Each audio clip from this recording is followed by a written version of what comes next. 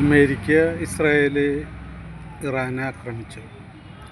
അവർക്ക് അവരുടേതായിട്ടുള്ള കാരണങ്ങൾ പലതും ഉണ്ടാവാം.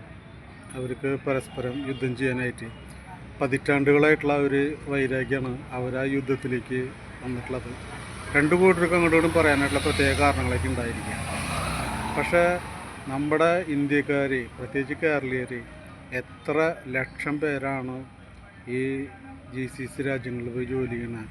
Saudi Arabia, Qatar, Oman, UAE, Bahrain, ഇങ്ങനെ തുടങ്ങിയിട്ടുള്ള രാജ്യങ്ങളിൽ നമ്മുടെ ഇന്ത്യക്കാർ പോയിട്ട് നമ്മുടെ കേരളത്തിനൊക്കെ ഒരു സാമ്പത്തിക ഉണർവ് കിട്ടിയത് തന്നെ ഈ ഗൾഫ് രാഷ്ട്രത്തിൽ നമ്മുടെ ഇവിടെ നിന്നുള്ള ആൾക്കാർ ജോലിക്ക് പോയതിന് ശേഷമാണ്.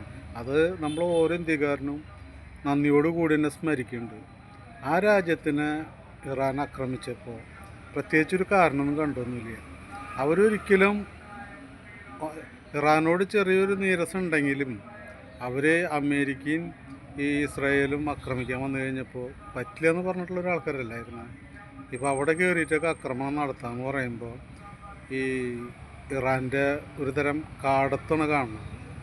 അല്ലാതെ ഈ സഹോദര രാജ്യങ്ങളെ ആക്രമിക്കേണ്ട ഒരു കാര്യം അവിടെ ഉദിക്കുന്നില്ല. അപ്പോൾ ആ നിലയ്ക്കൊക്കെ നോക്കുമ്പോൾ ഇറാൻ എന്താ പറയുക, ആ ഒരു വർഗം തന്നെ ഒരു ചുവില്ലാത്തൊരു ഗണമാണ്. എന്തായാലും ഇവരൊക്കെ ആക്രമിച്ച കാര്യത്തിൽ ഓരോ ഇന്ത്യക്കാരനും അല്ലെങ്കിൽ പ്രത്യേകിച്ച് കേരളീയരൊക്കെ അപലപിക്കുക തന്നെ വേണം. കാരണം നമ്മൾ അവരും കുറേ കഞ്ഞിയൊക്കെ കുടിച്ചിട്ടുണ്ടല്ലോ. അപ്പോൾ അത് വിഷമമാണ് ഓരോരുത്തർക്കും, നമ്മുടെ ഇന്ത്യക്കാർക്കും കേരളത്തിലൊക്കെ ഒരു വിഷമം തന്നെയാണത്.